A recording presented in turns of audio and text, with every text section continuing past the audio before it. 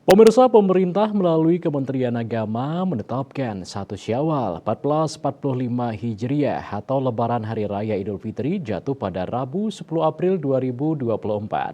Penetapan tersebut berdasarkan hasil sidang Hisbat penentuan awal Syawal yang dipimpin langsung Menteri Agama Yakut Khalil Koumas.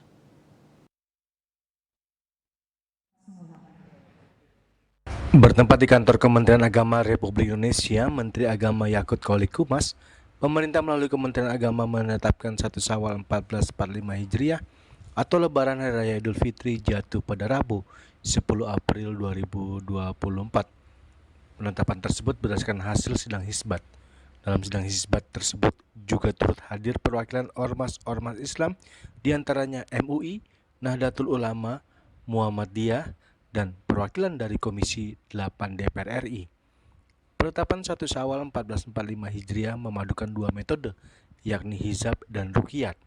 Kemenak selalu menggunakan dua metode tersebut untuk melengkapi satu dengan yang lainnya. Sementara itu Muhammadiyah memakai kriteria wujudul hilal untuk memutuskan awal bulan Hijriah. Muhammadiyah juga telah menetapkan Hari Raya Idul Fitri 1445 Hijriah jatuh pada tanggal 10 April 2024. Konfirmatif lainnya.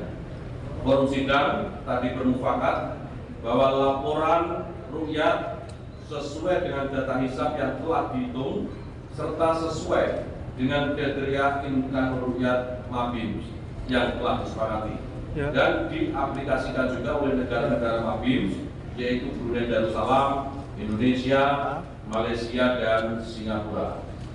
Oleh karena itu berdasarkan hisab posisi hilal wilayah Indonesia yang sudah masuk ke kriteria Mabim serta adanya laporan hilal yang terlihat, disepakati bahwa 1 Syawal tahun 1445 Hijriah jatuh pada hari Rabu tanggal 10 April 2024 Masehi.